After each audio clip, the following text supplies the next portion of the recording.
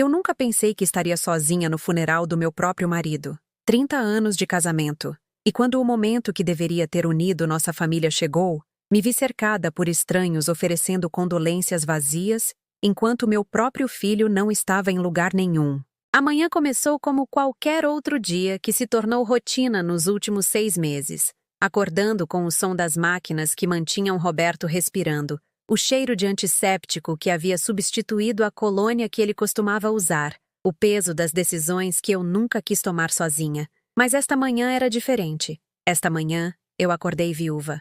Dona Helena, sinto muito pela sua perda. As palavras vieram de rostos que eu mal reconhecia. Pessoas do escritório do Roberto que trabalharam com ele por anos, mas que nunca se deram ao trabalho de aprender o meu nome. Eles apertaram minha mão com a simpatia ensaiada de quem comparece a muitos funerais, seus olhos já buscando a saída mesmo enquanto suas bocas formavam as frases apropriadas. Eu assenti e sorri como se espera que viúvas enlutadas façam, elegante e digna em meu vestido preto, que comprei especificamente para este dia, porque nada no meu guarda-roupa parecia apropriado para enterrar o homem que dividiu minha cama por 3 décadas, mas que havia parado de dividir o coração anos atrás.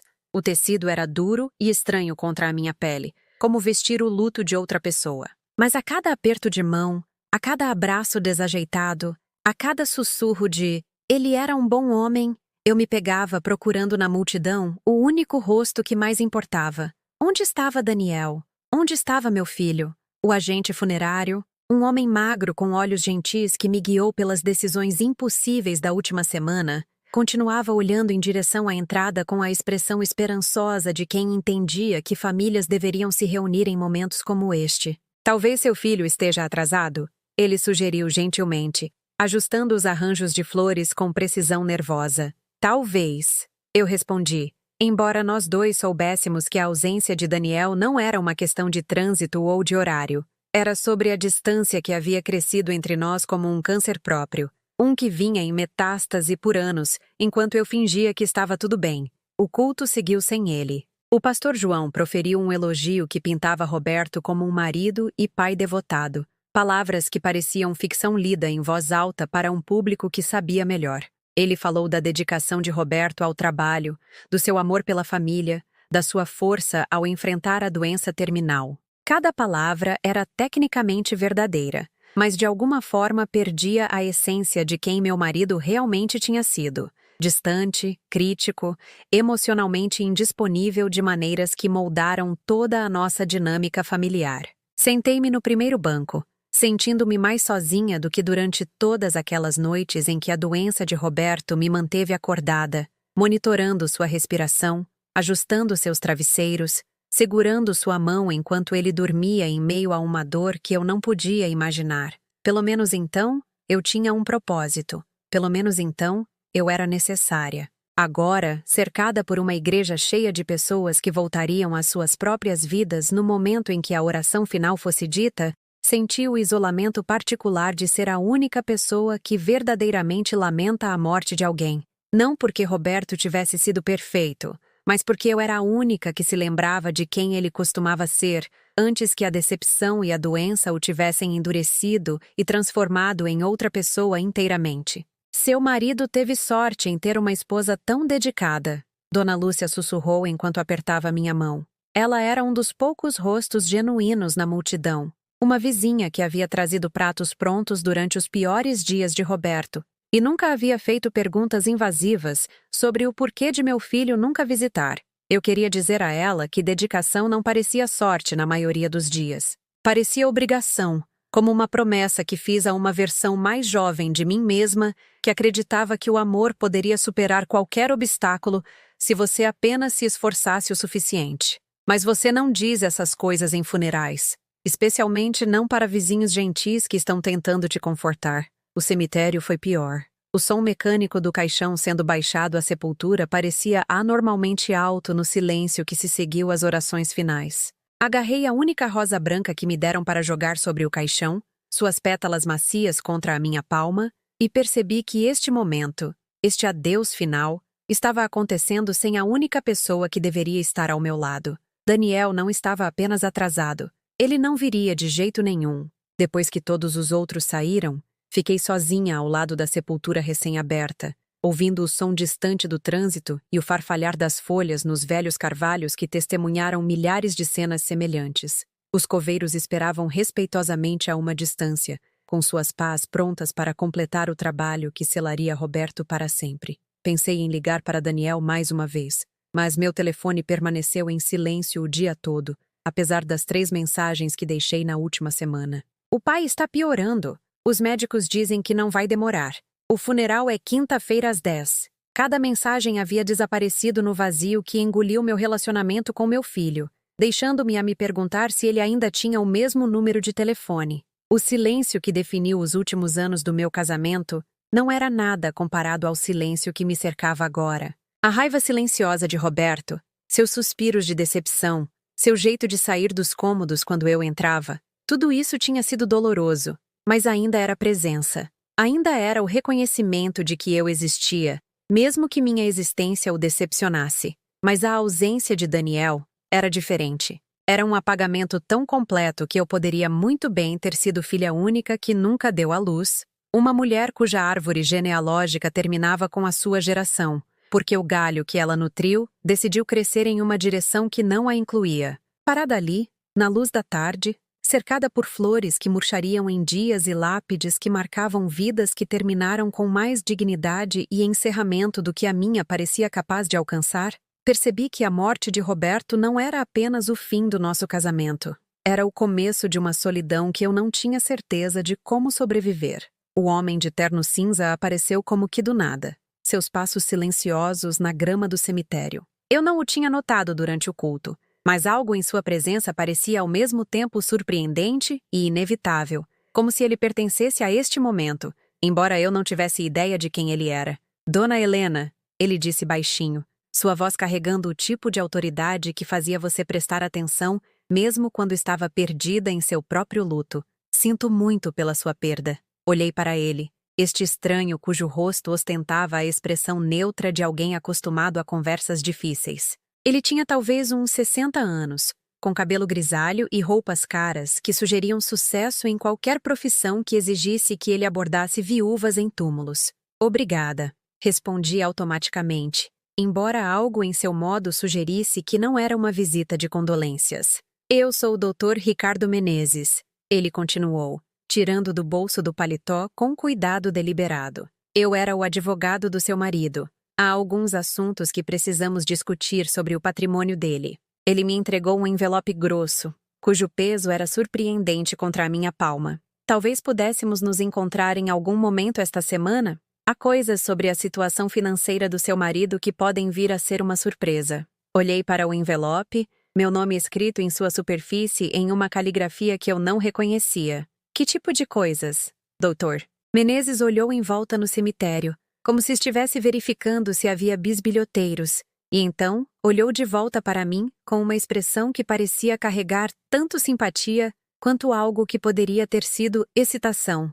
Dona Helena, ele disse calmamente, seu marido lhe deixou 5 milhões de reais. 5.000. As palavras pairaram no ar entre nós como uma língua estrangeira que eu não tinha certeza de ter ouvido corretamente. 5 milhões de reais. O número estava tão fora da minha compreensão da nossa realidade financeira que parecia que ele tinha me dito que Roberto havia me deixado uma nave espacial ou um castelo na Europa. Acho que houve algum engano, eu disse, minha voz soando distante aos meus próprios ouvidos. Roberto e eu éramos confortáveis, mas não éramos ricos. Dirigíamos carros usados. Usávamos cupons de desconto. Adiávamos concertos em casa porque não estavam no orçamento. A expressão do doutor Menezes permaneceu profissionalmente neutra, mas havia algo em seus olhos que sugeria que ele estava esperando exatamente essa reação. Não há engano, dona Helena. Seu marido era um homem muito cuidadoso que manteve certos aspectos de sua vida financeira em segredo, até mesmo da família. O dinheiro existe, e é legalmente seu. Mas, dadas as circunstâncias, acho que seria prudente discutirmos os detalhes em um ambiente mais privado. Ele me entregou seu cartão de visitas, sua superfície lisa e cara sob meus dedos trêmulos. Me ligue amanhã, e vamos combinar um horário para nos encontrarmos. Há outros documentos, outras revelações que acho que você achará esclarecedoras. Enquanto ele se afastava, deixando-me sozinha com o túmulo de Roberto e um envelope que aparentemente continha dinheiro suficiente para mudar completamente a minha vida, percebi que o homem que eu havia enterrado hoje era ainda mais estranho do que eu imaginara. E em algum lugar na escuridão crescente deste dia que já havia tirado tudo o que eu pensava entender sobre a minha vida, uma terrível pergunta começou a se formar. Se Roberto escondeu 5 milhões de reais de mim por 30 anos, o que mais ele estava escondendo? A manhã seguinte trouxe o tipo de clareza que só vem depois de uma noite sem dormir passada olhando para documentos legais que não fazem sentido. Sentei-me à minha mesa da cozinha, a mesma onde Roberto e eu tomamos café da manhã em silêncio nos últimos 5 anos, cercada por papéis que pintavam o quadro de um homem que eu nunca conheci, extratos bancários mostrando depósitos que eu nunca vi, carteiras de investimento valendo mais do que a nossa casa, sociedades em empresas cujos nomes não significavam nada para mim. E através de tudo isso, uma pergunta ecoava mais alto do que o resto. Por que ele não me contou? Meu telefone vibrou com uma mensagem de texto, e por um momento, a esperança agitou-se em meu peito. Talvez Daniel finalmente tivesse visto minhas mensagens. Talvez ele estivesse pronto para conversar, para explicar sua ausência, para me ajudar a dar sentido a um mundo que havia se inclinado completamente para fora do eixo. Mas a mensagem era de minha irmã Márcia. Vi o obituário no jornal. Sinto não ter podido ir ao enterro. Como você está se segurando? Márcia, que morava a 2 estados de distância e nunca gostou de Roberto de qualquer maneira. Márcia, que parou de perguntar sobre Daniel anos atrás porque as respostas eram sempre as mesmas. Ele está ocupado. Está trabalhando. Ele está bem. Apenas distante. Eu digitei de volta. Estou me virando. Obrigada por pensar em mim. O que eu não digitei foi: meu filho não veio ao funeral do pai. E acabei de descobrir que meu marido era secretamente um milionário. Não estou me virando em nada. O silêncio de Daniel estava se tornando um peso que eu carregava no peito, mais pesado a cada hora que passava. Eu ficava verificando meu telefone, revivendo nossa última conversa de 6 meses atrás, quando liguei para lhe contar sobre o diagnóstico de Roberto. Ele ouviu com a atenção educada de quem recebe notícias sobre um conhecido distante. Sinto muito por isso, mãe, ele disse, sua voz cuidadosamente neutra. Espero que o tratamento corra bem. Talvez você pudesse visitar, eu sugeri, tentando manter o desespero fora da minha voz. Significaria muito para seu pai.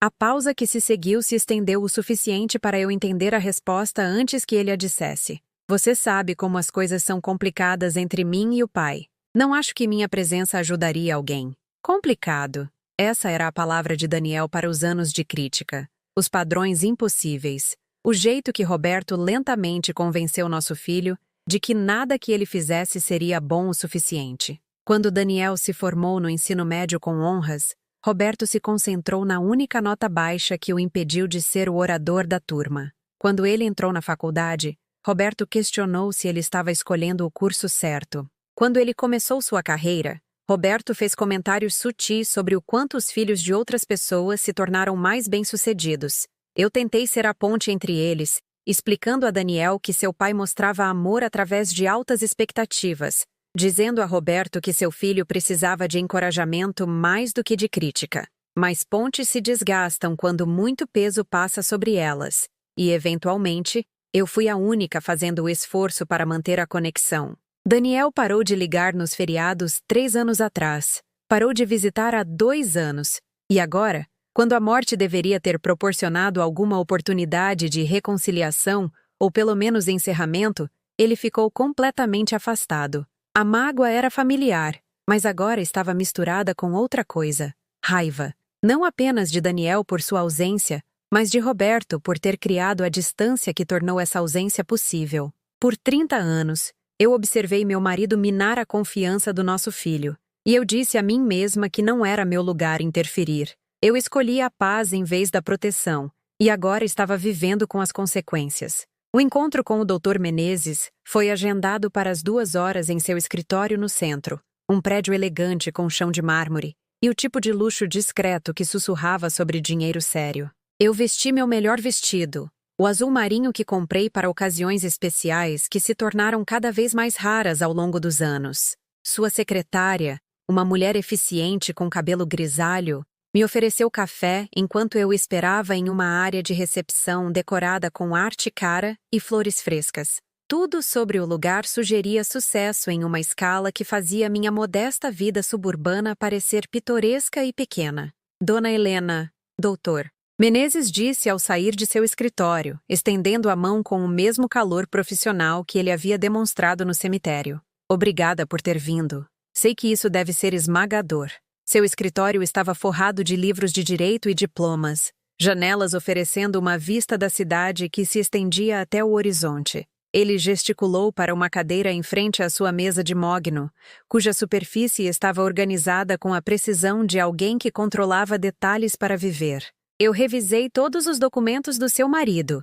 Ele começou, abrindo uma pasta grossa que ostentava o nome de Roberto em letras nítidas. E devo dizer que esta é uma das situações de patrimônio mais complexas que encontrei. Seu marido foi extremamente minucioso em seu planejamento, mas também extremamente secreto. Ele puxou um documento e o deslizou pela mesa em minha direção. Este é o testamento que ele protocolou neste escritório há 6 meses, pouco depois do seu diagnóstico de câncer. Ele anula quaisquer testamentos anteriores e a torna a única beneficiária de seu patrimônio. Olhei para as páginas, tentando processar a linguagem legal que parecia projetada para obscurecer em vez de esclarecer.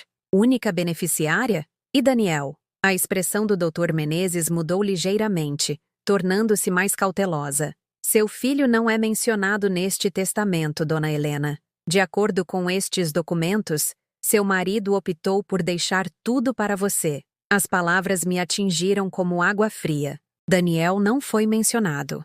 Depois de 30 anos de distância e decepção, Roberto havia deixado seu julgamento final claro. Nosso filho não merecia herdar nada da fortuna que ele havia escondido de todos nós. Mas há mais, Dr. Menezes continuou, puxando outro conjunto de documentos. Seu marido deixou instruções específicas sobre como e quando você deveria saber sobre a extensão de seus bens. Ele também deixou cartas, explicações para decisões que ele tomou e que ele sentiu que você merecia entender. Ele me entregou um envelope lacrado, meu nome escrito em sua superfície na caligrafia cuidadosa de Roberto. A mesma caligrafia que havia assinado cartões de aniversário e presentes de aniversário, agora carregando mensagens de além-túmulo. Ele queria que você lesse isso primeiro, Dr. Menezes disse, antes de discutirmos os detalhes financeiros. Ele disse que isso ajudaria você a entender por que ele manteve tanto em segredo. Minhas mãos tremeram enquanto eu abria o envelope,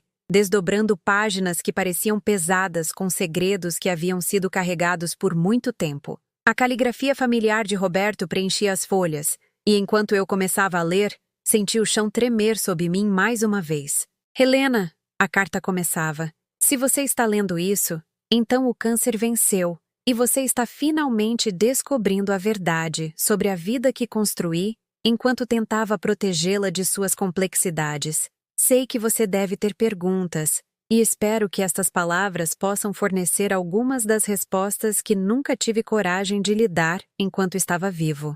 Li em silêncio, ciente da paciência respeitosa do Dr. Menezes, enquanto palavras que esperei 30 anos para ouvir se derramavam pelas páginas. Roberto escreveu sobre investimentos que ele fez nos primeiros anos do nosso casamento, oportunidades de negócios que cresceram além de suas expectativas mais loucas, dinheiro que se multiplicou enquanto vivíamos modestamente, enquanto eu usava cupons de desconto e adiávamos as férias, e me preocupava com a poupança para a aposentadoria que aparentemente não precisava da nossa preocupação. Mas foi o próximo parágrafo que fez minha respiração parar na garganta. Sei que você se pergunta por que Daniel se tornou tão distante da nossa família. Sei que você se culpa por não ter conseguido preencher a lacuna entre nós. Mas a verdade é, Helena, que a raiva do nosso filho não é realmente sobre minhas expectativas ou minhas críticas. 3 anos atrás, Daniel descobriu algo sobre meus negócios que mudou a forma como ele me via. Algo que o fez perceber que o dinheiro que acumulei veio com um custo que ele não podia aceitar. Meu coração estava acelerado agora, a carta ficando mais pesada em minhas mãos enquanto eu continuava lendo. Eu fiz escolhas no início do nosso casamento que garantiram nosso futuro financeiro, mas comprometeram minha integridade. Daniel descobriu essas escolhas e, quando me confrontou, pedi a ele que mantivesse a informação em segredo, para protegê-la de um conhecimento que só lhe causaria dor. Pensei que estava sendo nobre, mas percebo agora que estava sendo egoísta. Pedi ao nosso filho para carregar o fardo dos meus erros, e ele tem carregado esse fardo desde então. O escritório pareceu embaçar ao meu redor, enquanto as implicações das palavras de Roberto afundavam. A distância de Daniel não era apenas sobre um relacionamento difícil com o pai. Era sobre segredos tão prejudiciais que o tinham afastado de ambos os pais. Afastado de mim, embora eu fosse inocente do que quer que Roberto tivesse feito. Dona Helena? A voz do Dr. Menezes parecia vir de muito longe. Você gostaria de um pouco de água? Você parece pálida. Consegui acenar com a cabeça, minha garganta apertada demais para falar. Daniel estava me protegendo. Todos esses anos pensei que ele estava sendo cruel, abandonando sua família quando mais precisávamos dele. Mas ele estava carregando o peso de um conhecimento que não podia compartilhar, isolado por um segredo que nem era dele para guardar. Enquanto o Dr. Menezes me entregava um copo de água, percebi que a morte de Roberto não apenas me tornou uma viúva rica, ela me tornou a herdeira de mistérios que já haviam destruído meu relacionamento com meu filho. E em algum lugar da cidade, Daniel estava vivendo com o conhecimento do que seu pai havia feito, acreditando que sua mãe nunca entenderia ou perdoaria a verdade que ele tinha sido jurado a manter em segredo. A carta continuou por mais 3 páginas, mas eu mal conseguia me concentrar nas palavras. Tudo em que eu conseguia pensar era no meu filho, carregando fardos que nunca deveriam ter sido dele, ficando longe do funeral do pai não por insensibilidade, mas por uma dor tão profunda que ele não conseguia suportar fingir perdão que não sentia. O dinheiro de Roberto era meu agora, mas o custo dessa herança estava ficando mais claro a cada revelação. Eu ganhei riqueza que nunca pedi e perdi relacionamentos que pensei já estarem irreparavelmente quebrados.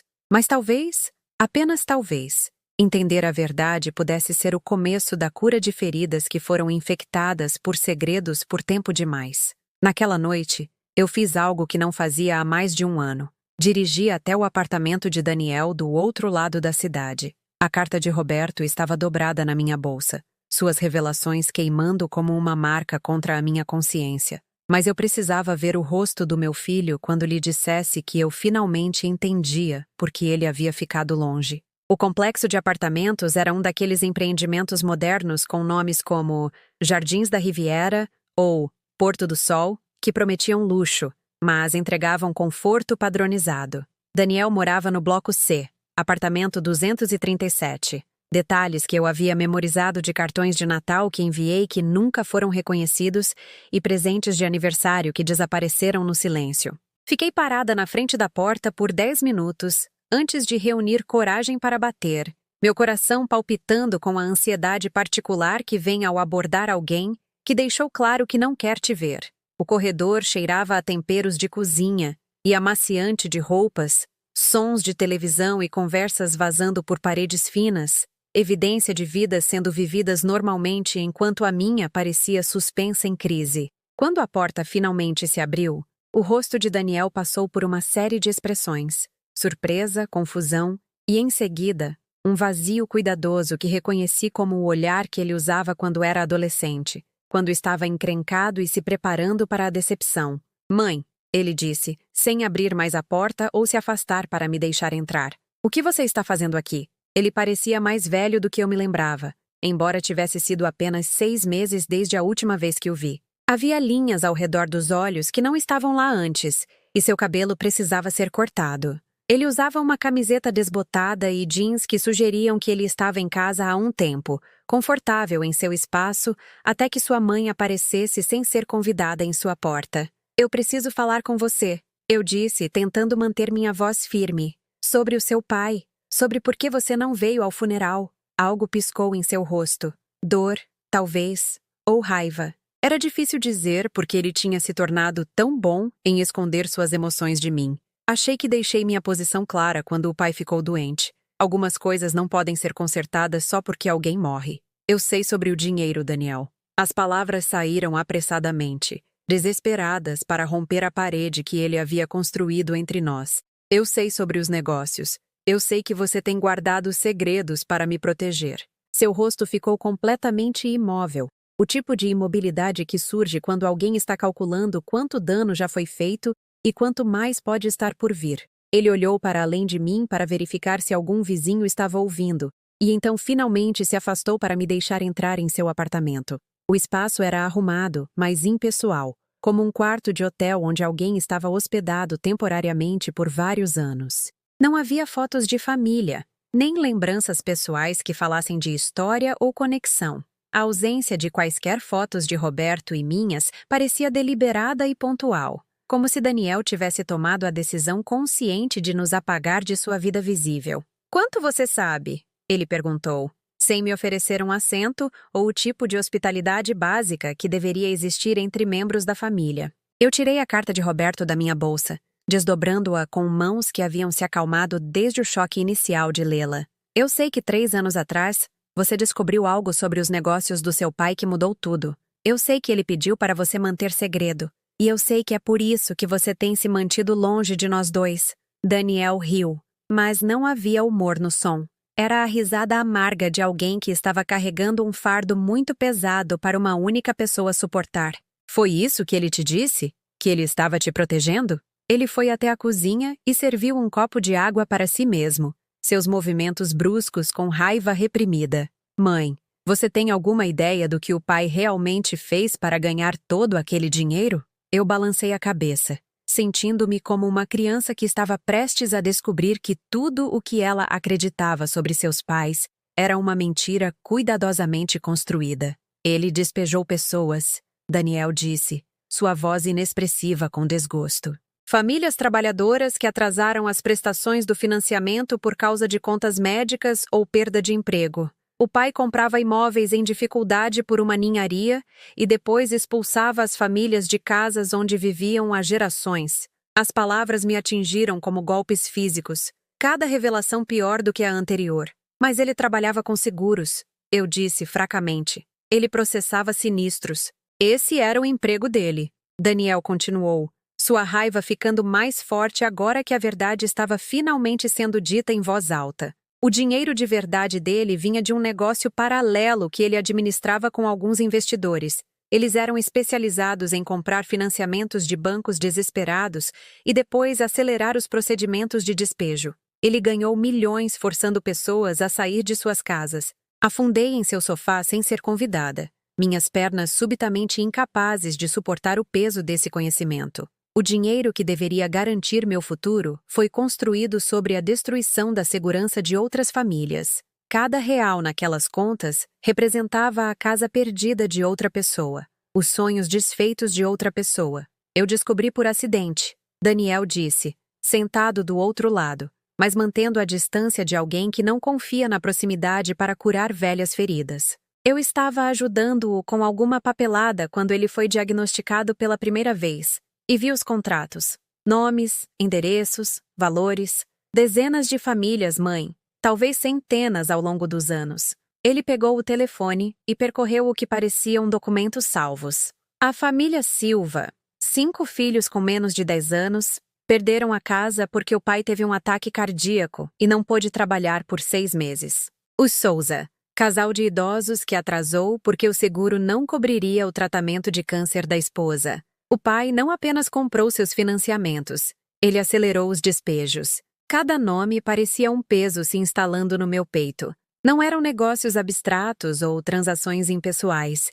Eram famílias com filhos e pais doentes e sonhos que foram esmagados pela busca de riqueza do meu marido. Quando o confrontei sobre isso, Daniel continuou. Ele disse que era apenas negócio, que os bancos iriam despejar de qualquer maneira, e que pelo menos a maneira dele era mais eficiente. Ele realmente parecia orgulhoso de quão rapidamente conseguia limpar propriedades e revendê-las por lucro. Pensei em todos os anos em que me perguntei por que vivíamos tão modestamente quando Roberto ganhava um dinheiro decente com seu emprego de seguro. Todas as vezes que sugeri que poderíamos pagar pequenos luxos ou ajudar Daniel com as despesas da faculdade, apenas para ser informada de que precisávamos ser mais cuidadosos com nossas finanças. Roberto estava acumulando dinheiro construído sobre a miséria dos outros, enquanto fazia sua própria família viver, como se estivéssemos a um salário de distância do desastre. Mas a pior parte, Daniel disse, sua voz ficando mais baixa e mais perigosa, foi quando eu lhe disse que não poderia fazer parte de uma família que lucrava com a dor de outras pessoas. Ele não pediu desculpas, nem tentou justificar. Ele apenas me pediu para ficar quieto sobre isso para que você não tivesse que saber. A crueldade total da manipulação de Roberto estava ficando clara agora. Ele tornou Daniel cúmplice no segredo ao enquadrá-lo como proteção para mim, transformando nosso filho em um conspirador involuntário, que teve que escolher entre expor os crimes de seu pai ou manter um relacionamento com sua mãe. Eu não conseguia sentar em jantares de família fingindo que estava tudo normal. Daniel continuou. Eu não conseguia ouvir o pai reclamar do nosso estilo de vida modesto, quando eu sabia que ele tinha milhões em dinheiro sujo em contas que você nem sabia que existiam.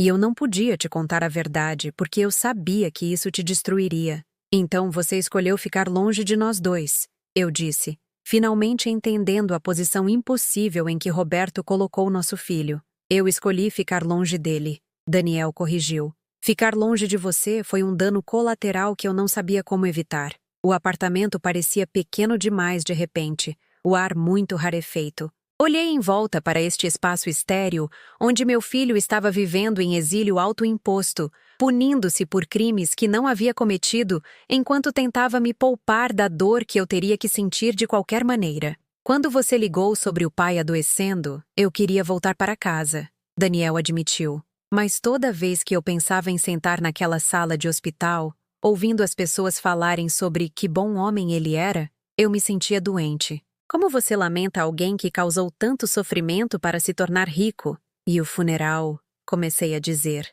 Eu não pude, mãe. Eu não podia ficar lá enquanto as pessoas falavam sobre o legado dele e sua contribuição para a comunidade. Não quando eu sabia qual era o verdadeiro legado dele. Eu estendi a mão na minha bolsa e tirei o cartão de visitas que o Dr. Menezes havia me dado. Há mais dinheiro do que eu pensava. 5 milhões de reais. E agora, eu sei de onde veio. Daniel olhou para o cartão por um longo momento, e então olhou de volta para mim com uma expressão que eu não conseguia decifrar. O que você vai fazer com isso? A pergunta pairou entre nós como um teste. E percebi que minha resposta determinaria se havia alguma possibilidade de reconstruir o relacionamento que os segredos de Roberto haviam envenenado. Eu não sei ainda, eu disse honestamente. Mas eu sei que não posso ficar com dinheiro que foi feito destruindo outras famílias. Pela primeira vez desde que cheguei, algo na expressão de Daniel amoleceu ligeiramente. Não perdão exatamente, mas reconhecimento de que eu poderia ser capaz de fazer escolhas diferentes das que seu pai havia feito.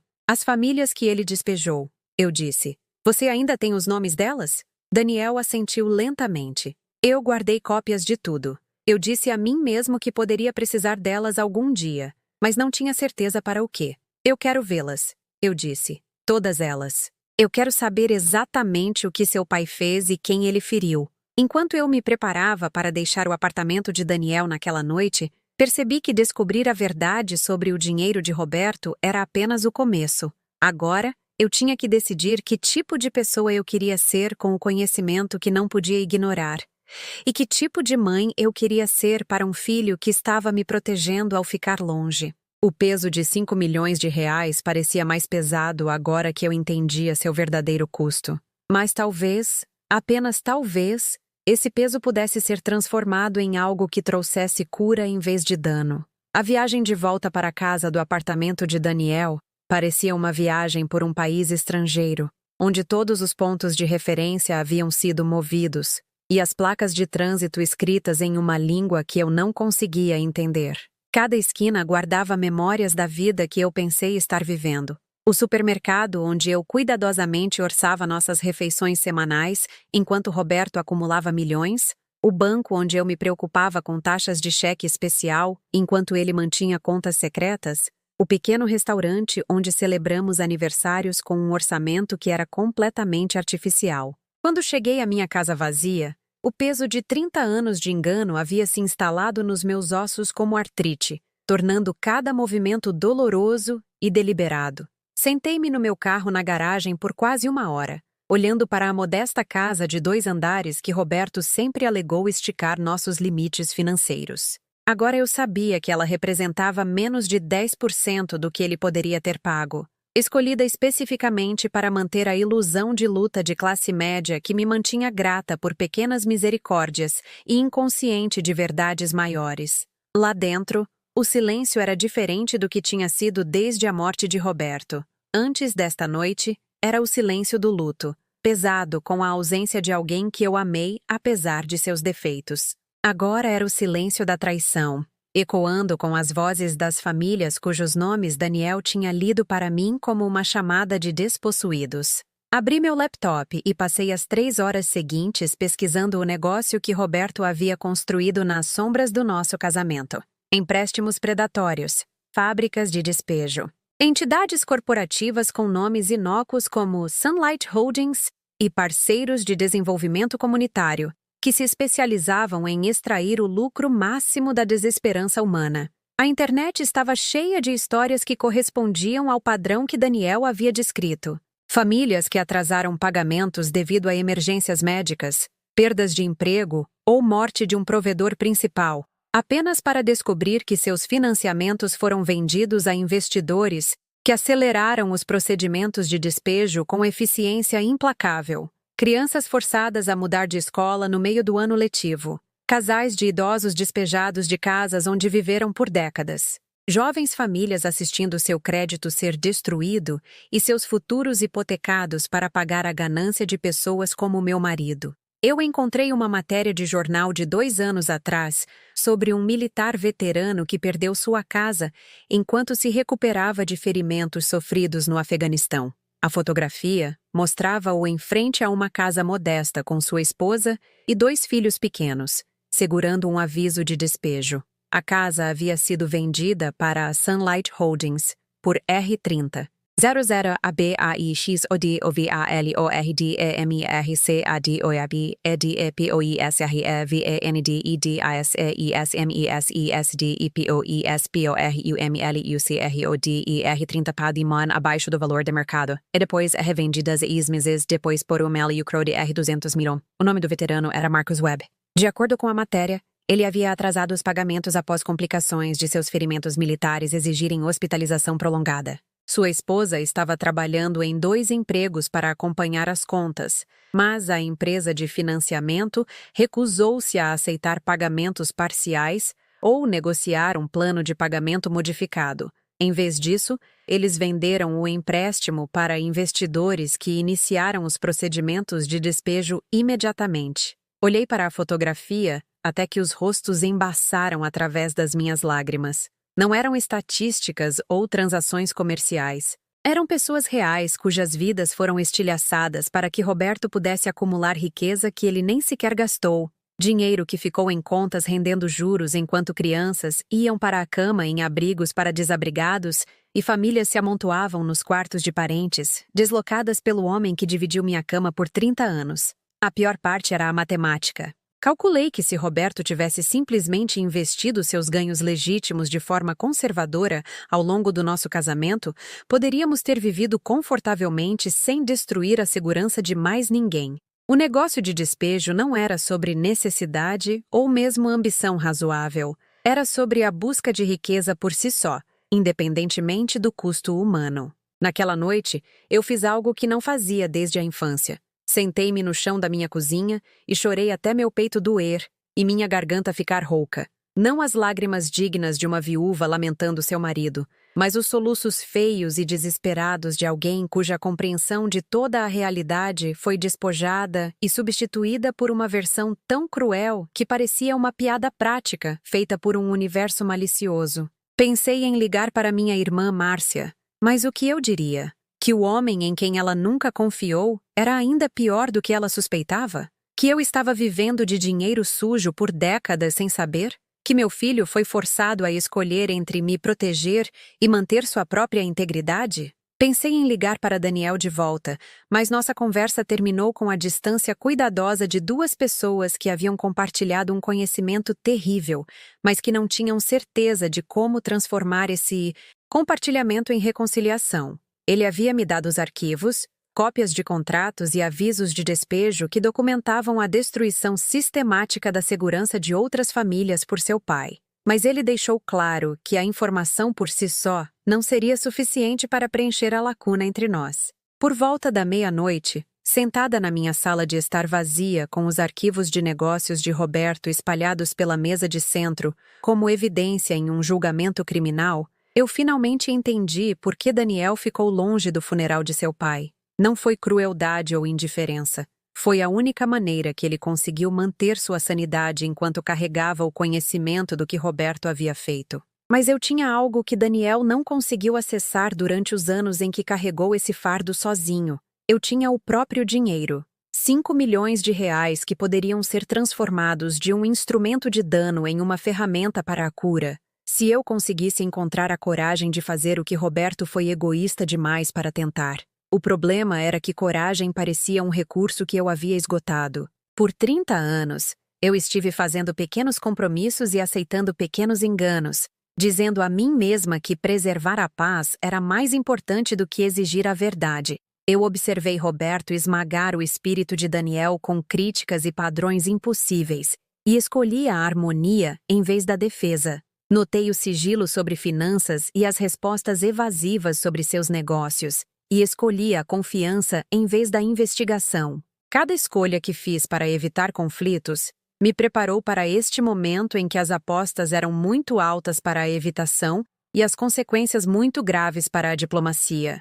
Mas eu me sentia como alguém que passou décadas construindo músculos para levantar penas, sendo solicitada a mover montanhas. Os arquivos que Daniel havia me dado continham endereços das famílias que Roberto havia despejado, algumas tão recentes quanto 6 meses atrás. Pessoas reais vivendo com as consequências contínuas de decisões que meu marido tomou no conforto de seu escritório em casa. O mesmo cômodo onde eu lhe trazia café e perguntava sobre seu dia, sem nunca suspeitar que seu trabalho envolvia destruir sistematicamente a segurança de outras pessoas. Peguei um arquivo ao acaso. Os Pereira? Nenhuma relação apesar de compartilharem meu sobrenome de casada. Se eu fosse Helena Pereira, pais de 3 filhos, despejados depois que a construtora do pai faliu durante uma crise econômica. Eles perderam a casa de 15 anos para a Sunlight Holdings, que comprou seu financiamento por 60 centavos de dólar, e imediatamente iniciou os procedimentos de despejo. De acordo com as anotações de Daniel, os Pereira tentaram negociar um plano de pagamento ou modificação do empréstimo, mas a empresa de Roberto recusou todas as tentativas de compromisso. A casa havia sido vendida em leilão por R$ 180 mil, COMPRAD, APORUTRADASINTIDADESDEROBERTOMISISDEPOISPORR 180 mil, compra da por outradas entidades de Roberto, e revendida 8 meses depois por R$ 340 mil. A família Pereira estava morando em um trailer alugado desde o despejo. Os filhos frequentando um distrito escolar com classificações mais baixas e menos recursos. Estas eram as pessoas cujo sofrimento havia pago pela aposentadoria confortável que Roberto havia planejado para nós. Estas eram as famílias cujo deslocamento havia financiado o legado que ele pretendia me deixar. Pensei no veterano, Marcus Webb, e me perguntei se ele ainda estava lutando com instabilidade habitacional 2 anos depois de perder sua casa. Pensei nos Pereira em seu trailer, tentando reconstruir um crédito que provavelmente nunca se recuperaria do despejo que foi inteiramente evitável se Roberto tivesse demonstrado alguma disposição para trabalhar com eles em vez de contra eles. Mas, principalmente, pensei em Daniel, carregando esse conhecimento sozinho por 3 anos, me observando me preocupar com dinheiro que havia sido escondido de mim enquanto sabia exatamente como esse dinheiro havia sido adquirido. Ele foi forçado a escolher entre expor os crimes de seu pai e manter um relacionamento com sua mãe. E ele escolheu uma terceira opção, remover-se da situação inteiramente para evitar ter que fazer uma escolha impossível. Enquanto o amanhecer entrava pela janela da minha cozinha, iluminando os arquivos espalhados que documentavam 3 décadas de crueldade sistemática disfarçada de perspicácia nos negócios, percebi que a morte de Roberto havia me dado algo que ele nunca pretendeu: o poder de desfazer parte do mal que ele havia causado. O dinheiro que ele me deixou não era herança. Era restituição que havia sido roubada de famílias que a mereciam mais do que eu.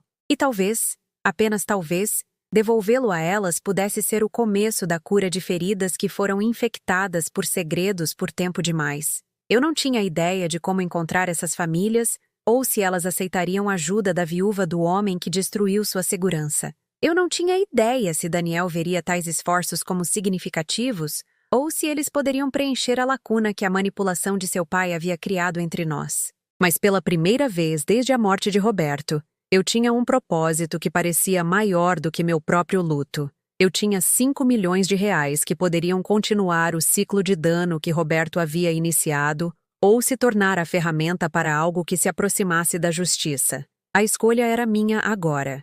E ao contrário de todas as outras escolhas que fiz durante meu casamento, esta não seria influenciada pela necessidade de manter a paz ou evitar conflitos. Roberto se foi, mas suas vítimas ainda estavam sofrendo. Eu não podia trazer de volta suas casas ou desfazer o trauma que ele causou, mas eu podia ter certeza de que o dinheiro que ele roubou delas voltasse para onde pertencia. A questão não era se eu tinha o direito de fazer essa escolha. A questão era se eu tinha a força para levá-la adiante. Amanhã após meu colapso, trouxe uma clareza inesperada, como se chorar até não ter mais nada tivesse de alguma forma lavado anos de confusão e insegurança. Acordei no chão da sala, ainda cercada pelos arquivos que documentavam a crueldade sistemática de Roberto, mas algo fundamental havia mudado durante aquelas horas sombrias de acerto de contas. Eu não estava mais chorando. Eu não estava sobrecarregada pela magnitude do que havia aprendido. Em vez disso,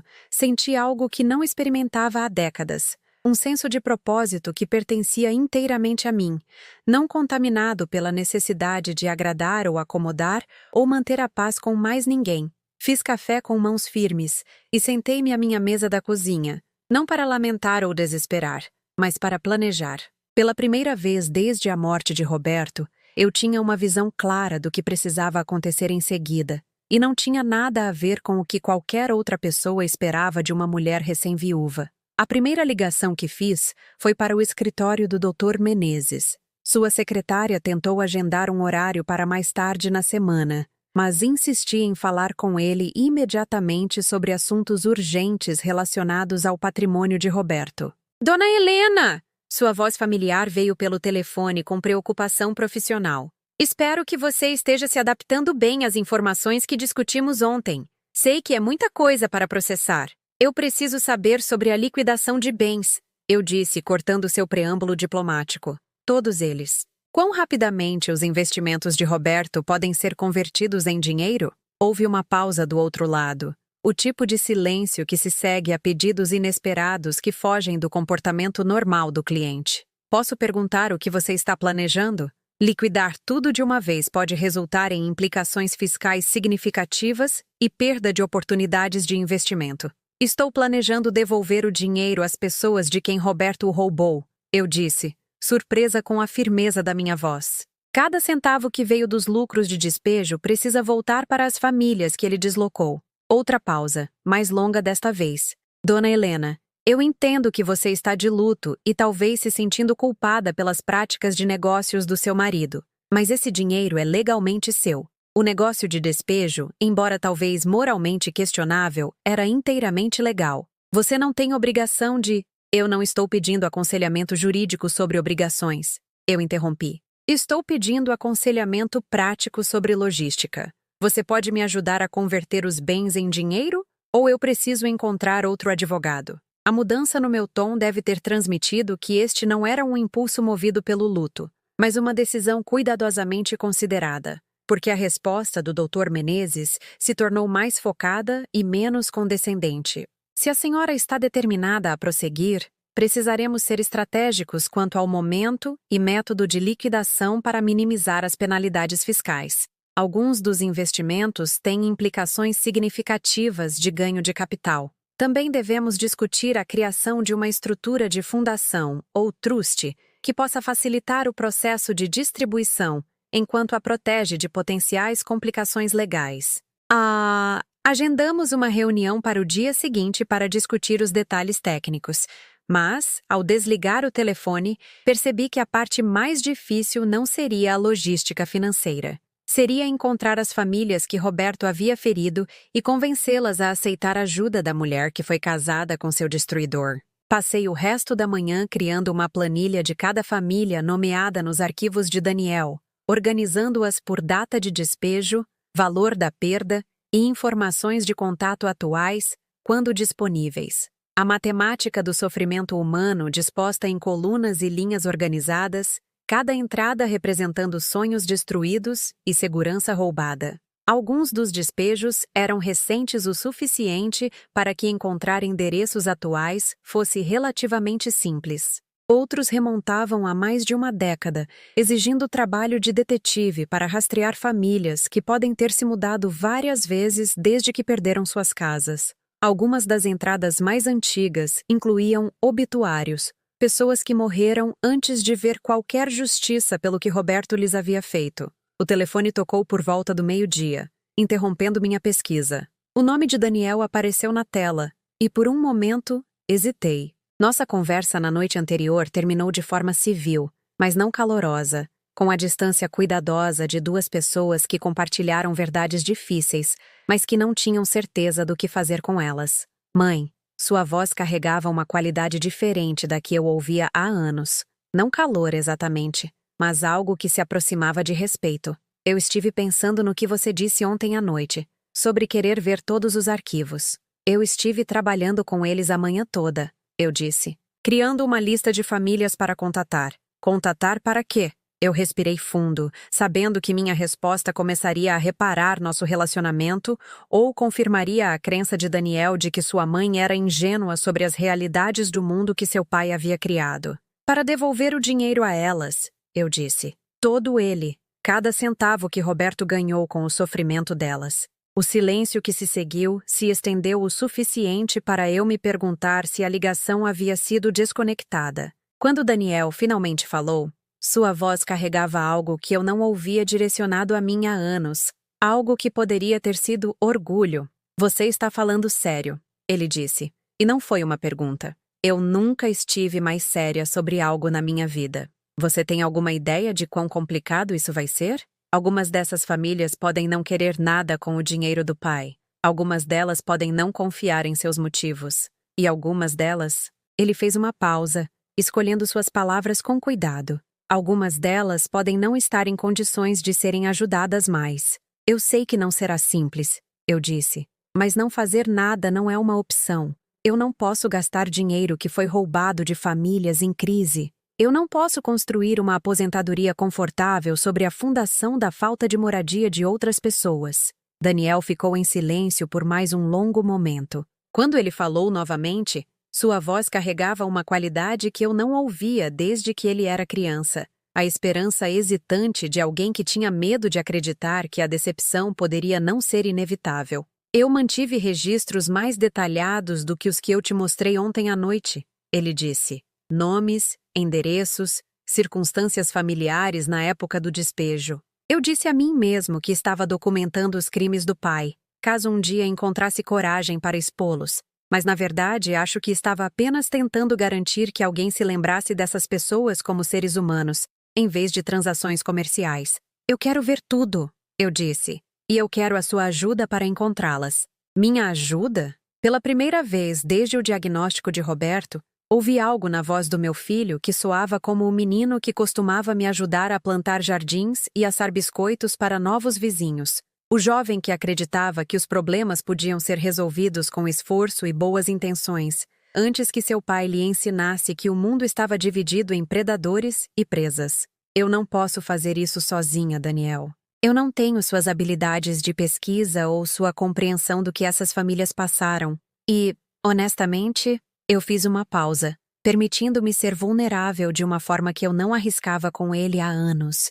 Eu acho que esta pode ser a única maneira de nós dois nos curarmos do que seu pai fez com a nossa família. A resposta demorou tanto que comecei a me preocupar por ter pressionado demais, pedido mais do que ele estava pronto para dar. Mas quando ele finalmente falou, suas palavras carregaram o peso de 3 anos de silêncio forçado sendo levantado. Eu vou aí hoje à noite, ele disse. podemos analisar tudo junto e descobrir a melhor maneira de abordar isso. Depois que desligamos, sentei-me na minha cozinha sentindo algo que quase tinha esquecido ser possível: esperança. Não a esperança desesperada de alguém se agarrando a sonhos impossíveis, mas a esperança firme de alguém que identificou um problema e estava preparada para trabalhar em direção a uma solução. Pensei em Marcus Webb, o veterano cuja fotografia me assombrou na noite anterior. De acordo com os arquivos de Daniel, ele perdeu sua casa há 2 anos e estava lutando contra o sistema para obter benefícios de invalidez que deveriam ter evitado o despejo em primeiro lugar.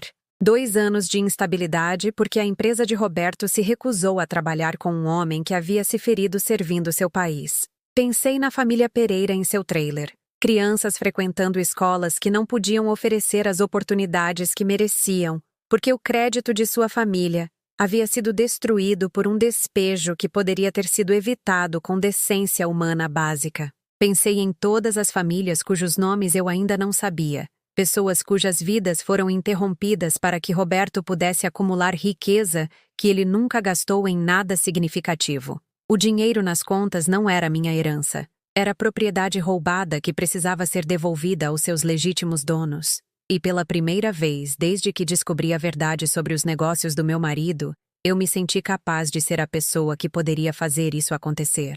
Quando Daniel chegou naquela noite, ele carregava 2 caixas grandes de arquivos e um laptop. Mas, mais importante, ele se portava de maneira diferente. Não os ombros curvados e a postura defensiva de alguém esperando crítica, mas a coluna reta e o olhar direto de alguém preparado para trabalhar em direção a um objetivo que importava. Eu estive pensando nisso o dia todo, ele disse, enquanto colocava as caixas na minha mesa de jantar. Sobre como abordar essas famílias sem causar mais trauma ou fazê-las se sentirem como casos de caridade. Trabalhamos até depois da meia-noite, criando perfis detalhados de cada família, pesquisando suas circunstâncias atuais e desenvolvendo estratégias para fazer contato que respeitassem sua dignidade enquanto ofereciam assistência genuína.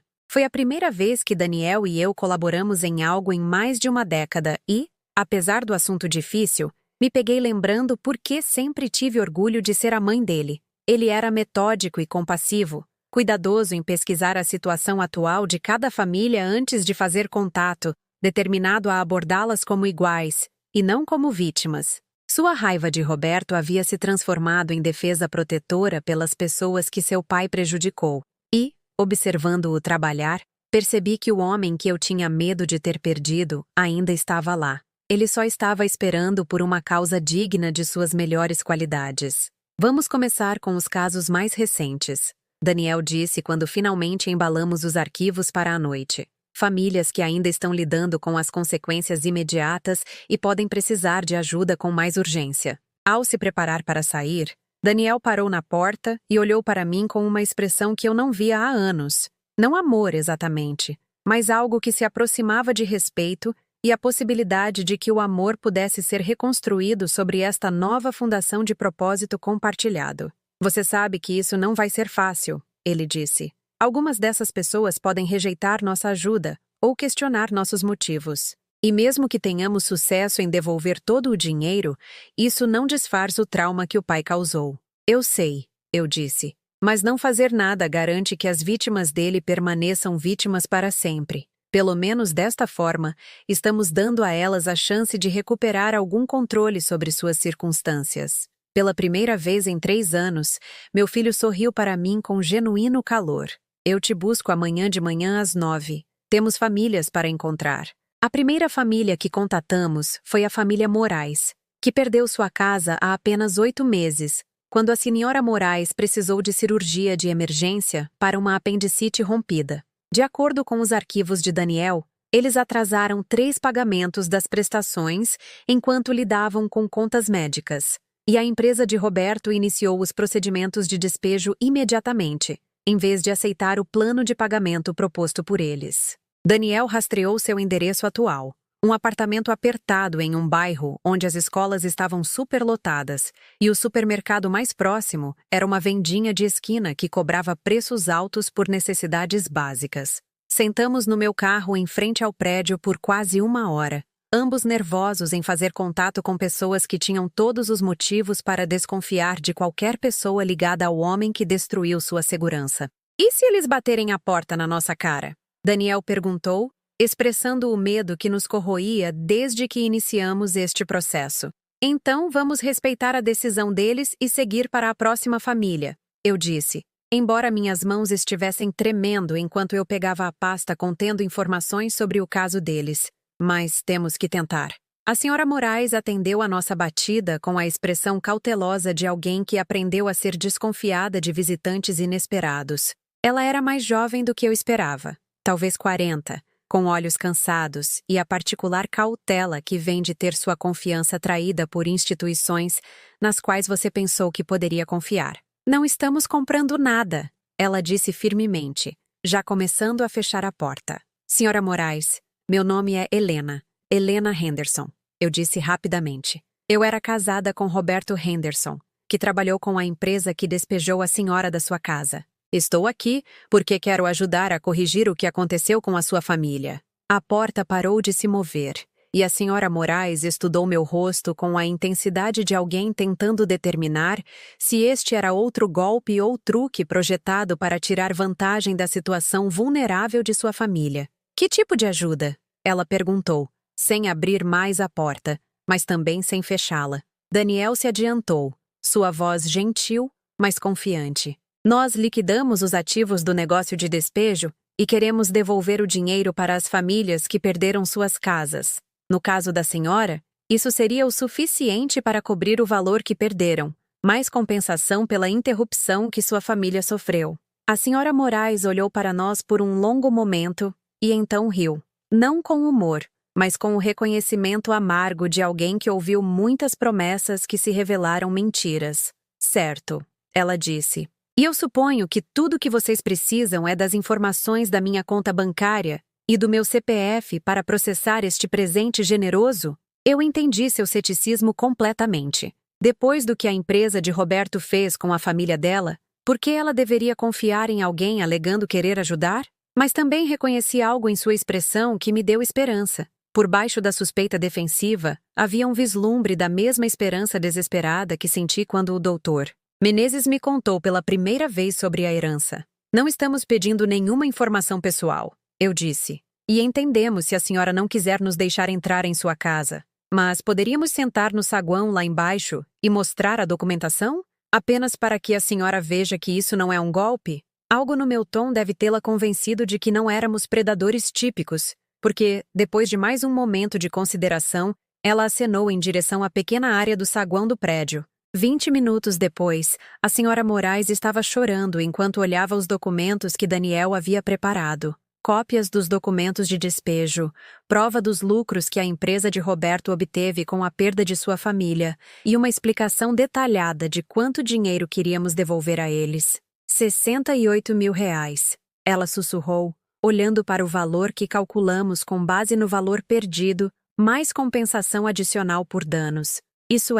Isso é o suficiente para ter nossa casa de volta. Os novos proprietários não fizeram nada com ela ainda. Eles estão apenas esperando. Seu marido, Carlos, juntou-se a nós no meio da conversa, e eu observei seu rosto percorrer descrença, suspeita, esperança cautelosa, e, finalmente, algo que se aproximava de confiança, enquanto ele estudava os documentos que trouxemos. Por que vocês estão fazendo isso? Ele perguntou, a pergunta carregando um peso além da mera curiosidade. O que vocês ganham com isso?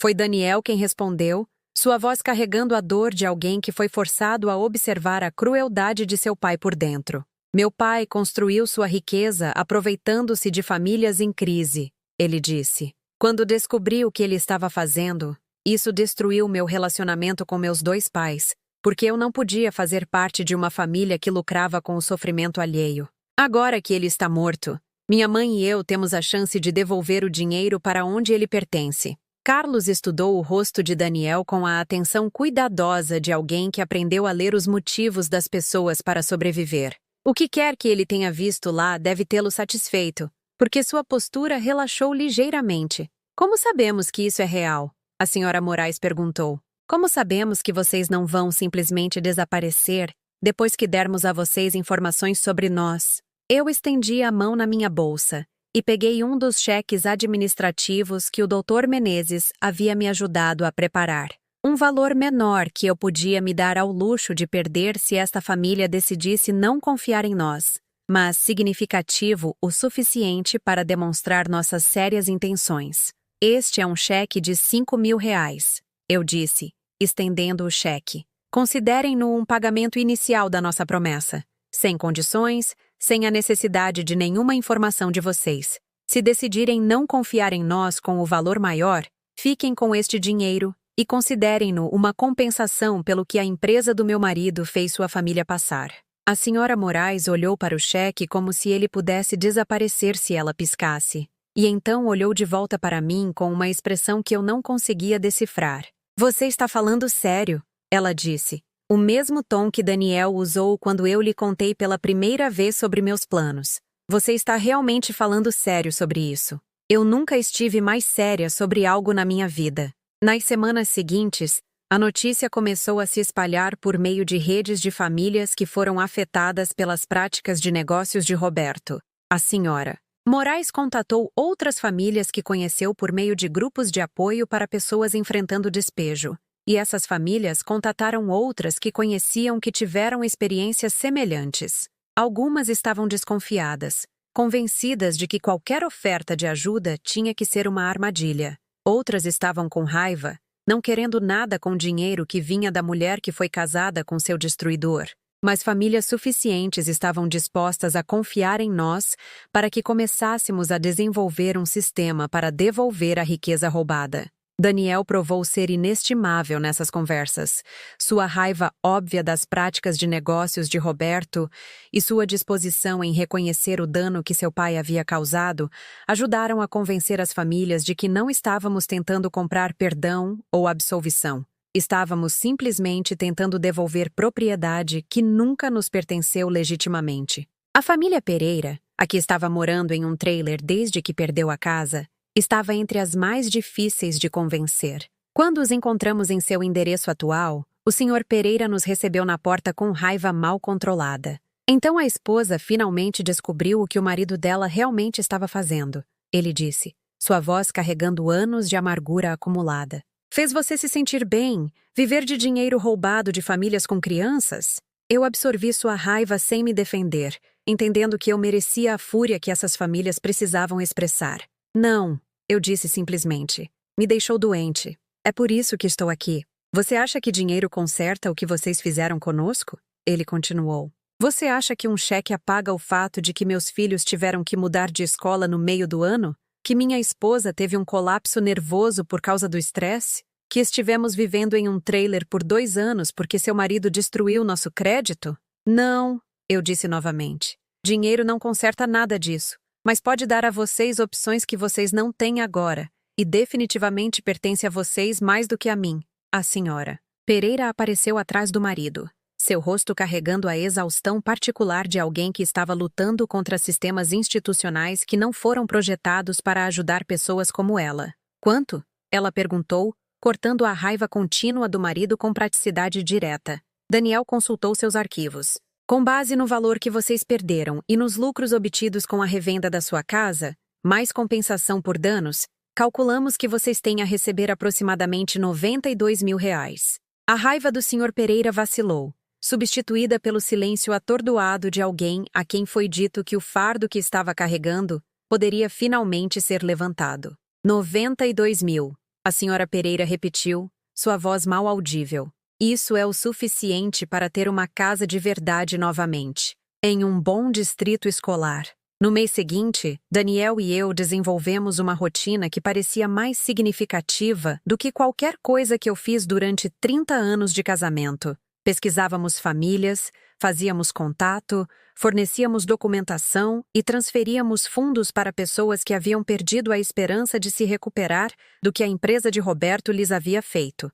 Nem todas as famílias aceitaram nossa ajuda. Algumas estavam muito danificadas por suas experiências para confiar em qualquer pessoa ligada à indústria de despejos. Outras seguiram em frente e não queriam lembretes de seu pior período. Mas famílias suficientes disseram sim, para que começássemos a ver o impacto concreto de nossos esforços. A família Moraes comprou de volta sua casa original e nos enviou uma foto de seus filhos brincando em um quintal que eles pensaram ter perdido para sempre. Marcos Webb, o veterano, usou sua compensação para iniciar um pequeno negócio fornecendo serviços de reparo doméstico para outros veteranos, transformando sua experiência com instabilidade habitacional em defesa para outros, enfrentando desafios semelhantes. Cada sucesso parecia uma pequena vitória contra o legado de dano que Roberto havia criado, mas, mais importante, parecia cura para o relacionamento entre Daniel e eu.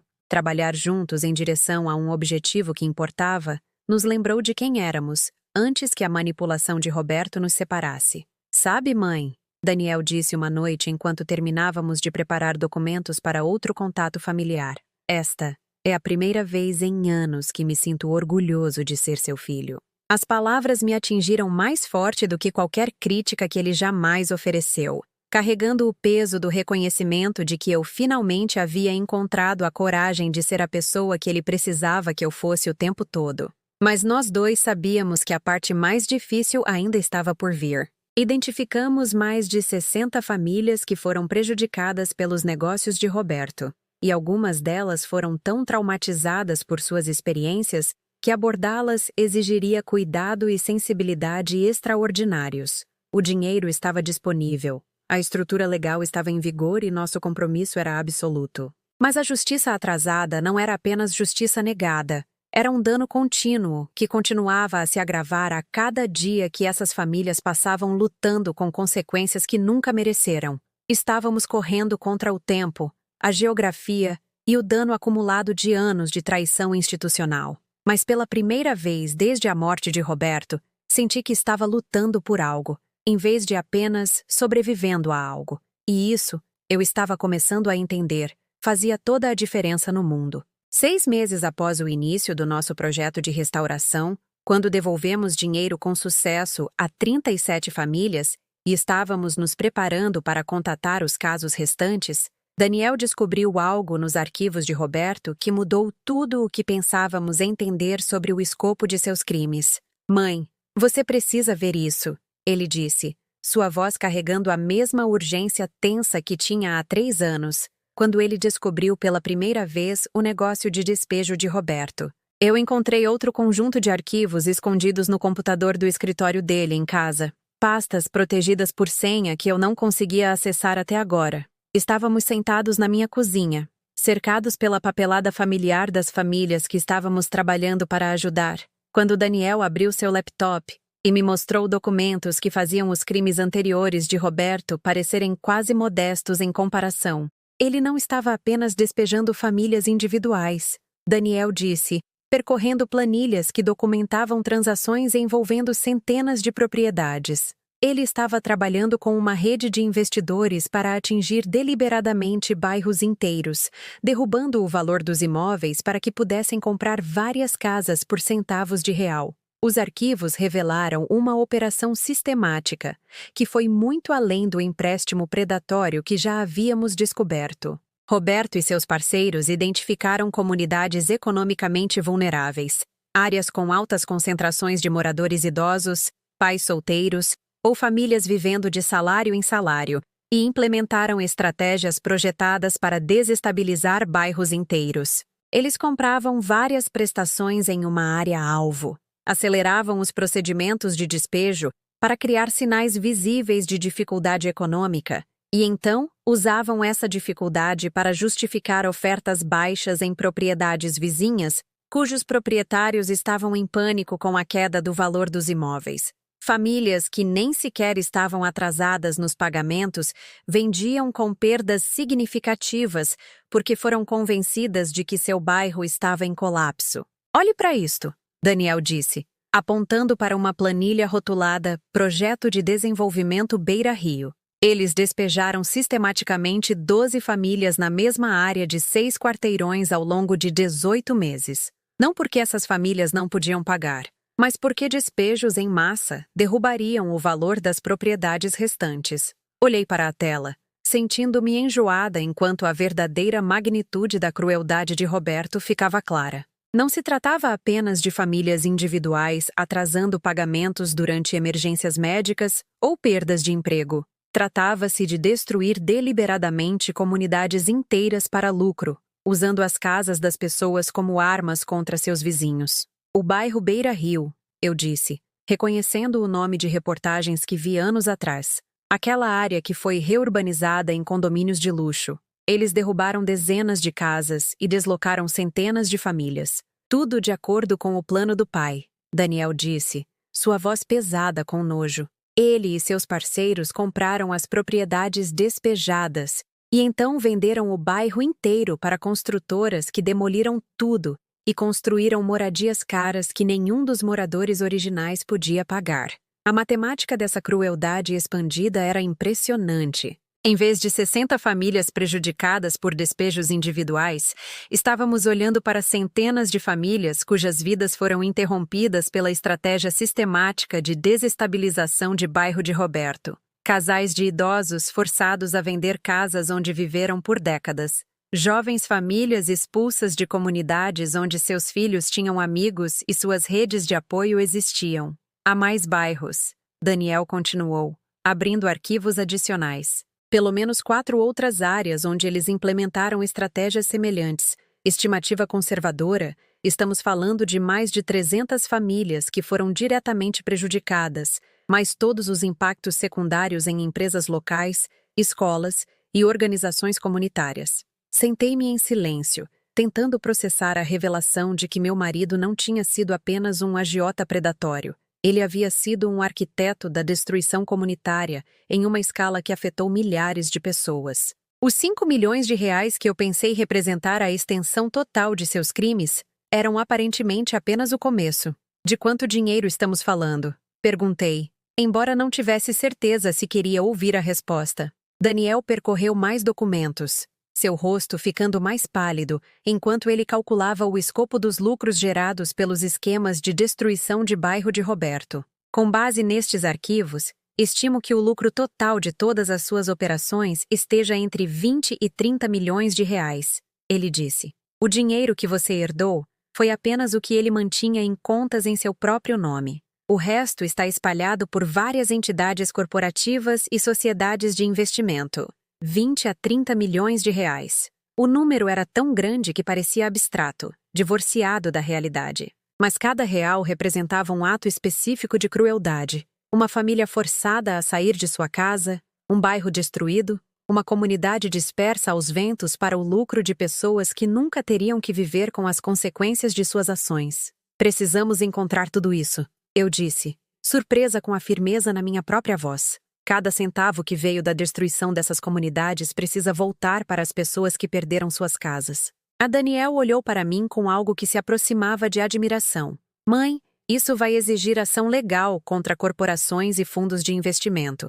Vai significar oitivas e audiências judiciais e, provavelmente, anos de litígio. Você tem certeza de que está preparada para esse tipo de luta? Pensei na família Moraes, brincando no quintal que pensaram ter perdido para sempre. Pensei em Marcus Webb, construindo um negócio que ajudava outros veteranos a evitar a instabilidade habitacional que ele experimentou. Pensei em todas as famílias que já ajudamos e em todas as famílias que ainda não encontramos, que ainda estavam lutando com consequências que nunca mereceram. Eu não estou apenas preparada, eu disse. Eu estou ansiosa. O processo legal que Daniel havia me alertado começou em poucos dias após nossa descoberta.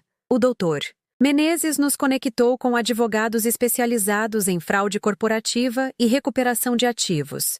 Advogados que entenderam que não estávamos apenas tentando devolver dinheiro roubado. Estávamos tentando desmantelar um esquema criminoso que operava sob a cobertura de negócios legítimos. O primeiro avanço veio quando localizamos Patrícia Santos, uma assistente social aposentada que estava morando no bairro Beira Rio, quando o esquema de Roberto destruiu sua comunidade. Ela havia mantido registros meticulosos do que havia acontecido com seus vizinhos, documentação que provou a natureza sistemática da campanha de despejo. Eu sabia que algo não estava certo. Ela nos disse durante nosso primeiro encontro. Famílias que nunca perderam um pagamento de repente recebendo avisos de despejo. Propriedades ficando vazias por meses, fazendo o bairro inteiro parecer abandonado. Corretores de imóveis dizendo às pessoas que precisavam vender imediatamente antes que os valores caíssem ainda mais. Patrícia tentou organizar seus vizinhos para lutar contra os despejos, mas quando eles entenderam o que estava acontecendo, o processo estava muito avançado para parar. Uma a uma, as famílias foram forçadas a sair ou convencidas a vender, até que a comunidade que existia por gerações foi dispersa pela cidade. A pior parte, ela continuou, foi que ninguém acreditou em nós quando tentamos relatar o que estava acontecendo. Os oficiais com quem conversamos disseram que eram apenas forças de mercado, que às vezes os bairros entram em declínio e não há nada que alguém possa fazer sobre isso. Mas Patrícia havia guardado tudo. Cópias de avisos de despejo, registros de vendas de propriedades, fotografias do bairro antes e depois da destruição sistemática. Sua documentação forneceu a evidência que nossos advogados precisavam para provar que a operação de Roberto havia sido fraudulenta, em vez de meramente predatória. As audiências judiciais que se seguiram foram diferentes de tudo que eu já havia experimentado. Sentada em salas cheias de advogados e representantes corporativos, ouvindo discussões técnicas sobre confisco de bens e conspiração criminosa, às vezes eu sentia que estava assistindo a vida de outra pessoa se desenrolar em uma tela de televisão. Mas então eu via os rostos das famílias pelas quais estávamos lutando. Pessoas como Patrícia Santos, que perdeu não apenas sua casa, mas sua comunidade inteira. Como a família Rodrigues, cuja filha adolescente foi forçada a mudar de escola 3 vezes enquanto se mudavam de uma situação de moradia temporária para outra, como o idoso Sr. Chen, cuja esposa morreu em um asilo porque eles não podiam mais pagar a instituição de longa permanência onde ela estava prosperando. Estes não eram conceitos legais abstratos ou injustiças teóricas. Eram pessoas reais cujas vidas foram estilhaçadas pela crueldade sistemática do meu marido.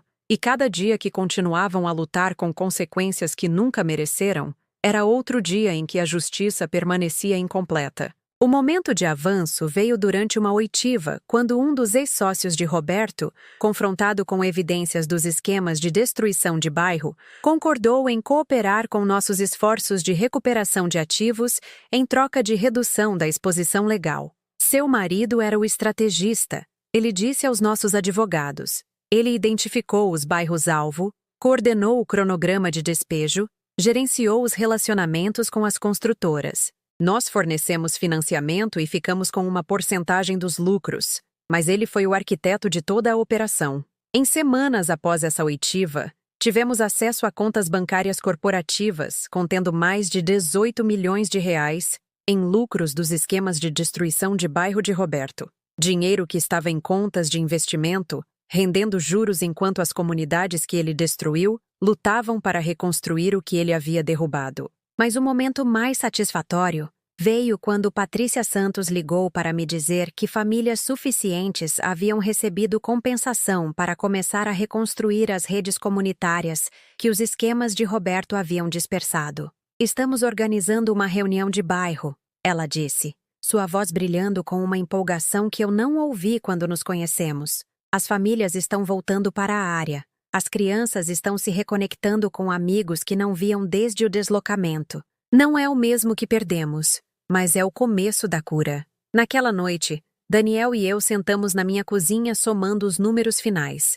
Em 18 meses de ação legal e restauração sistemática, devolvemos mais de 23 milhões de reais para famílias e comunidades prejudicadas pelas operações de Roberto.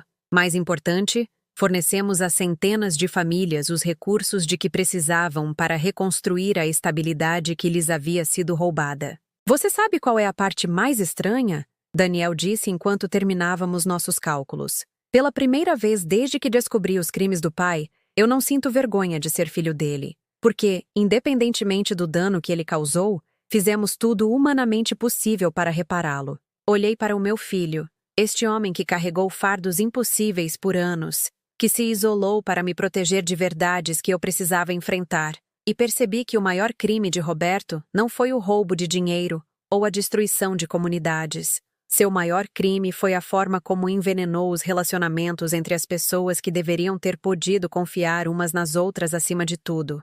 Ele transformou Daniel em um conspirador involuntário, me fez uma cúmplice inconsciente e criou uma distância entre nós que parecia permanente e irreparável. Mas o dinheiro roubado pode ser devolvido, comunidades destruídas podem ser reconstruídas, e a confiança quebrada pelo egoísmo de uma pessoa pode ser restaurada pela coragem de outra pessoa de fazer o que é certo, independentemente do custo. Eu também tenho orgulho de você, eu disse a Daniel, e tenho orgulho de nós. Pela primeira vez em mais de 3 anos, meu filho estendeu a mão sobre a mesa e pegou a minha, não com a polidez cuidadosa de alguém mantendo a distância necessária, mas com o aperto caloroso de alguém que encontrou o caminho de casa. 2 anos após aquela primeira mensagem de voz devastadora, eu estava no mesmo cemitério onde o funeral de Roberto havia ocorrido, mas desta vez eu não estava sozinha. Daniel estava ao meu lado, e estávamos cercados por mais de 50 pessoas cujas vidas foram tocadas por nossos esforços de restauração.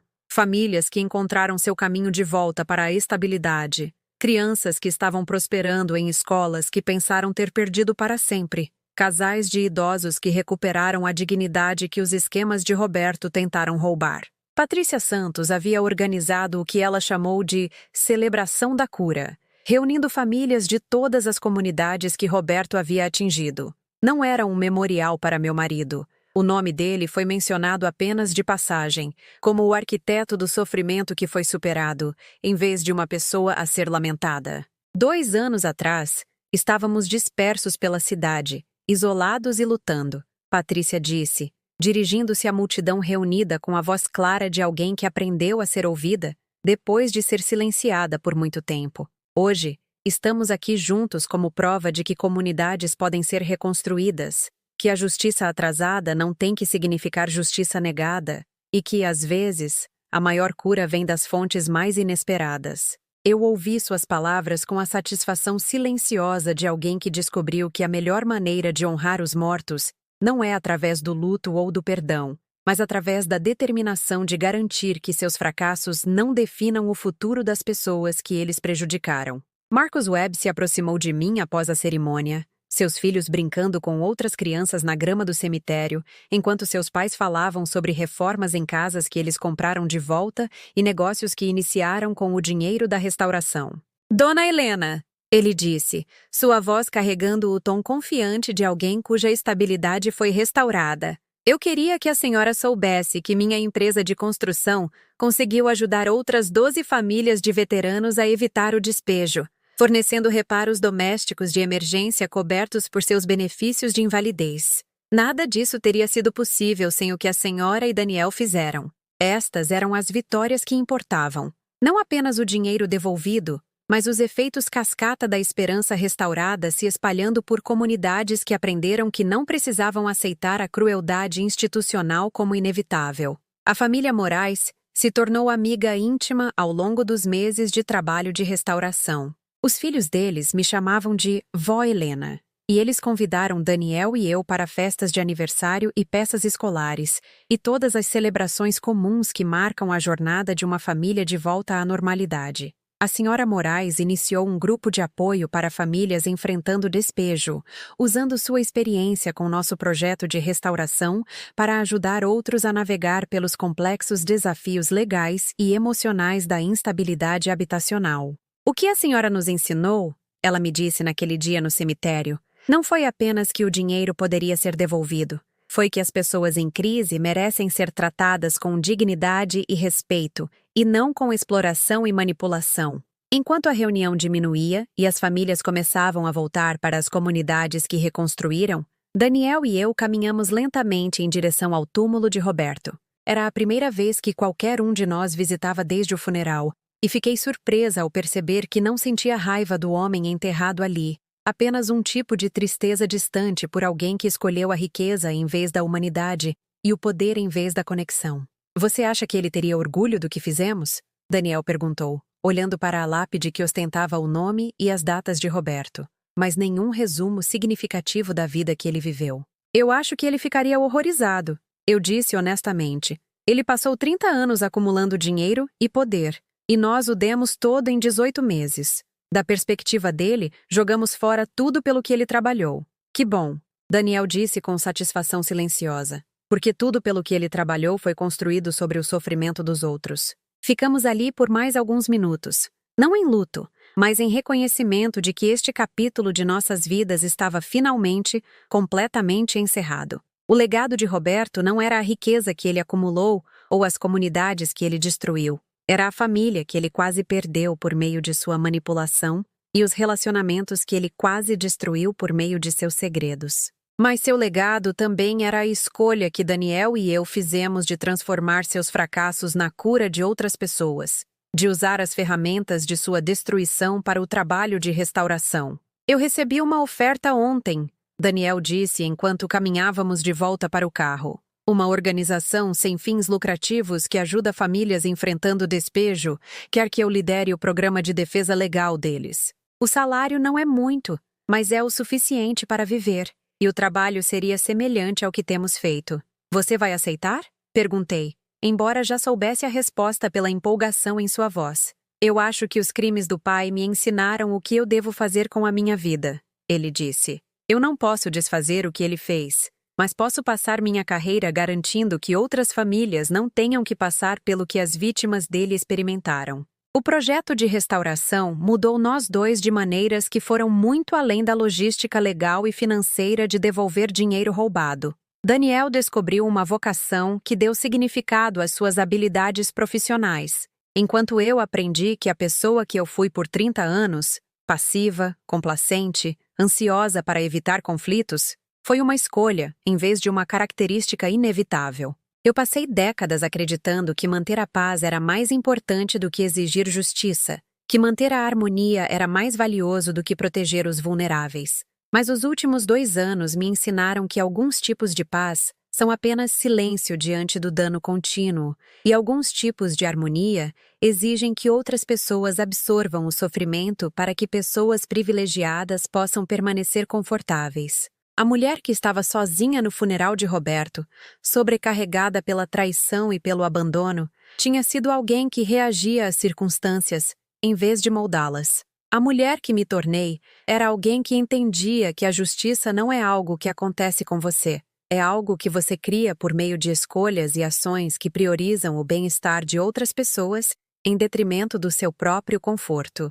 Meu telefone vibrou com uma mensagem de texto da senhora Rodrigues, cuja família estava entre as últimas a receber fundos de restauração. A mensagem incluía uma foto de sua filha se formando no ensino médio, a mesma filha que foi forçada a mudar de escola 3 vezes durante sua instabilidade habitacional. Ela vai para a faculdade no outono, a mensagem dizia. Primeira pessoa na nossa família a ter essa oportunidade. Obrigada por nos devolver nosso futuro. Estes foram os momentos que fizeram cada conversa difícil, cada audiência legal, cada noite sem dormir gasta pesquisando famílias e calculando valores de restauração valer a pena. Não porque eu estava buscando gratidão ou reconhecimento, mas porque cada sucesso representava a prova de que a crueldade institucional não era inevitável, que pessoas com recursos podiam escolher usar esses recursos para a cura em vez de dano. O dinheiro estava todo acabado agora. Cada centavo da riqueza de Roberto devolvido a famílias e comunidades que ele atingiu. Eu vivia da minha aposentadoria e da pequena poupança que acumulei independentemente ao longo dos anos, em um apartamento modesto que parecia mais um lar do que a casa que eu dividi com Roberto, jamais foi. Algumas pessoas podem ter visto isso como uma perda, trocar a segurança financeira por princípios que não pagariam minhas contas ou financiariam minha aposentadoria. Mas eu aprendi algo durante aqueles meses de trabalho de restauração que eu nunca entendi durante 30 anos de casamento. A diferença entre ser rico e ser abastado. Roberto era rico, acumulando dinheiro e ativos que forneciam segurança financeira, mas exigiam compromisso moral para manter. Eu me tornei abastada de maneiras que o dinheiro não podia medir. Abastada em relacionamentos restaurados, abastada em comunidades curadas, abastada no conhecimento de que eu escolhia a justiça, em vez do conforto quando a escolha mais importava. Daniel me ligava a cada poucos dias agora, não por obrigação, mas porque ele realmente gostava de conversar comigo sobre o trabalho dele e o meu. Comecei a ser voluntária nos esforços de reconstrução comunitária de Patrícia Santos, usando as habilidades que desenvolvi durante o projeto de restauração para ajudar outras famílias a navegar pelos complexos sistemas que determinavam a estabilidade habitacional. Sabe o que eu percebi? Daniel disse durante uma de nossas conversas recentes. Todos aqueles anos eu fiquei longe porque pensei que você não aguentaria a verdade sobre o pai. Mas você lidou com isso melhor do que eu.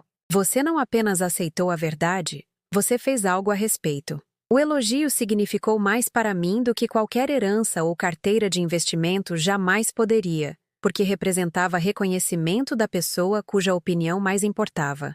Daniel me via agora não como alguém que precisava de proteção de realidades difíceis, mas como alguém capaz de enfrentar essas realidades e transformá-las em algo melhor. Em noites tranquilas no meu apartamento, cercada por cartas de famílias cujas vidas foram tocadas por nossos esforços de restauração, às vezes eu pensava na mulher que eu era no dia em que recebi aquele primeiro telefonema do Dr. Menezes. Ela estava sobrecarregada por circunstâncias que não podia controlar, isolada por segredos que não escolheu guardar, abandonada por pessoas cujo amor veio com condições que ela não conseguiu cumprir. Mas aquela mulher também possuía algo que não reconheceu na época: a capacidade de escolher a justiça em vez do conforto, a cura em vez da riqueza, os relacionamentos em vez da reputação. Ela só precisava descobrir que essas escolhas estavam disponíveis para ela. A restauração do dinheiro roubado foi importante, mas não foi a coisa mais significativa que Daniel e eu realizamos. A coisa mais significativa foi a restauração da confiança entre nós. A reconstrução de um relacionamento que a manipulação de Roberto quase destruiu. Aprendemos que famílias, como comunidades, podiam sobreviver a danos sistemáticos e emergir mais fortes do que antes. Não porque o dano não foi real, mas porque a resposta a esse dano foi guiada pelo amor em vez do medo, por princípios em vez de conveniência.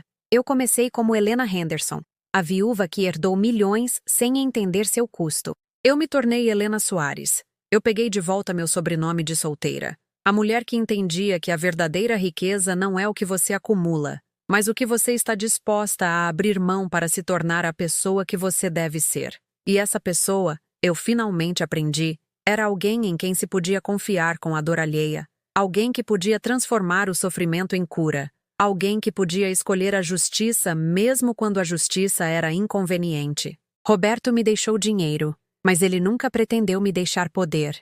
O poder de remodelar seu legado, de curar as feridas que ele criou, de provar que famílias destruídas pelo egoísmo de uma pessoa podiam ser restauradas pela coragem de outra pessoa. Eu peguei de volta tudo o que era verdadeiramente meu: minha integridade, meu relacionamento com meu filho e minha capacidade de dormir em paz, sabendo que eu escolhi fazer parte da solução, em vez de permanecer cúmplice no problema. E isso, eu entendi agora, era a única herança que realmente importava.